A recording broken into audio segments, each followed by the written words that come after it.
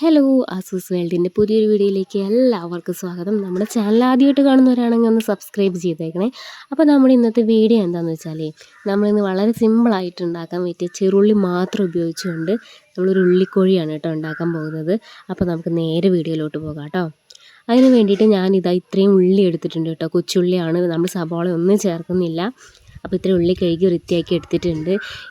ഈ ഉള്ളി നമുക്ക് പെട്ടെന്ന് നന്നാക്കി എടുക്കാൻ പറ്റിയൊരു എളുപ്പവഴിയാണ് കേട്ടോ ഇപ്പോൾ പറയാൻ പോകുന്നത്.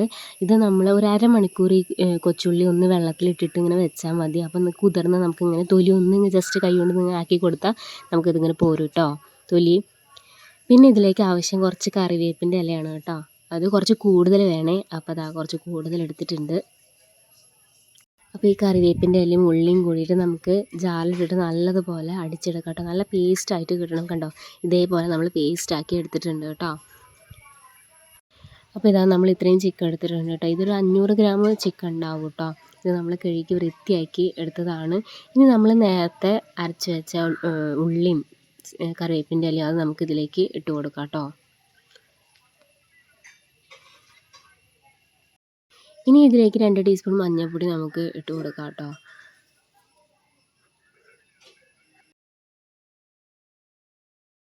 ഇനി ആവശ്യത്തിന് മുളക് പൊടി ഇട്ട് കൊടുക്കാം കേട്ടോ. നമ്മൾ വേറെ പച്ചമുളകൊന്നും ഇതിലേക്ക് ചേർക്കുന്നില്ല.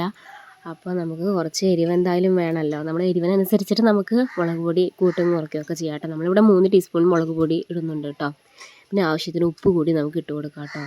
പിന്നെ നമ്മൾ നേരത്തെ കറിവേപ്പിൻ്റെ ഇല എടുത്തില്ലേ, അത് നമ്മൾ ഫുള്ളായിട്ട് അരച്ചിട്ടില്ല. അതൊന്ന് കുറച്ച് മാറ്റി വെച്ചിട്ട് ഇതിലൊക്കെ ഒന്ന് പിച്ചിയിട്ട് കൊടുക്കുന്നുണ്ട് കേട്ടോ. അതിൻ്റെ ആ സ്മെല്ലൊക്കെ ഒന്ന് വരാൻ വേണ്ടിയിട്ട്. അപ്പോൾ നമുക്ക് ഒന്ന് ഇതിലേക്ക് പിച്ചിയിട്ട് കൊടുക്കാം കേട്ടോ.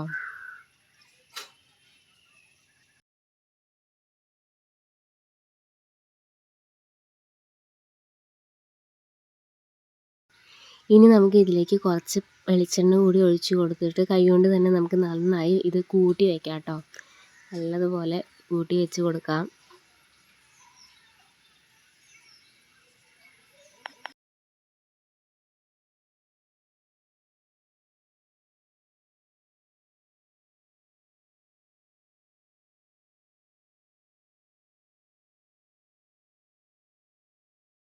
അപ്പോൾ ഇത് നല്ലതുപോലെ കൂട്ടിയിട്ട് നമുക്ക് ഒരു 10-15 മിനിറ്റ് നമുക്ക് ഇങ്ങനെ വെക്കാം കേട്ടോ. അതിന് ശേഷം നമുക്ക് ഉണ്ടാക്കാൻ തുടങ്ങാം കേട്ടോ. അപ്പോൾ ഇതാ നമ്മളൊരു 15-20 മിനിറ്റോളം നമ്മൾ വെച്ചിട്ടുണ്ട്. ഇനി നമുക്ക് ഇതിലേക്ക് കുറച്ച് വെള്ളം ഒഴിച്ച് കൊടുത്തിട്ട് ഇത് വേവിക്കാൻ വെക്കാം കേട്ടോ. അപ്പോൾ ഇതാ നമ്മൾ ഫ്ലെയിം ഓൺ ആക്കിയിട്ടുണ്ട്. നമുക്കിതൊന്ന് അടച്ച് വെച്ചിട്ട് വേവിക്കാം കേട്ടോ. ഇതാ അപ്പോൾ നമ്മുടെ ചിക്കനൊക്കെ നല്ലതുപോലെ വെന്ത് വന്നിട്ടുണ്ട്. നല്ല സ്മെല്ലൊക്കെ വരുന്നുണ്ട് കേട്ടോ.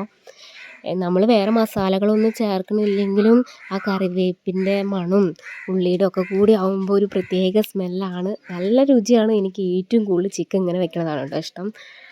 അപ്പോൾ എല്ലാവരും ഒന്ന് ചെയ്ത് നോക്കണം. ചെയ്ത് നോക്കിയാലല്ലേ ഇതിൻ്റെ രുചി അറിയാൻ പറ്റുള്ളൂ. അപ്പോൾ അധികം ഇൻഗ്രീഡിയൻസ് ഒന്നും ആവശ്യമില്ല. വളരെ സിമ്പിളാണ്. പെട്ടെന്ന് നമുക്ക് ഉണ്ടാക്കിയെടുക്കുകയും ചെയ്യാം കേട്ടോ.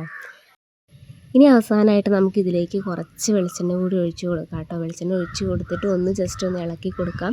അപ്പോൾ അത്രയേ ഉള്ളൂ. വളരെ സിമ്പിളായിട്ട് വെക്കാൻ പറ്റിയ ഒരു ചിക്കൻ കറിയാണ്, ഉള്ളിക്കോഴിയാണ്. അപ്പോൾ എല്ലാവരും ഒന്ന് ട്രൈ ചെയ്ത് നോക്കണം. നമ്മുടെ വീഡിയോ ഇഷ്ടപ്പെട്ടാൽ ലൈക്ക് ചെയ്യണം, സപ്പോർട്ട് ചെയ്യണം. അപ്പോൾ അടുത്ത വീഡിയോ ആയിട്ട് വീണ്ടും കാണാം. Bye bye.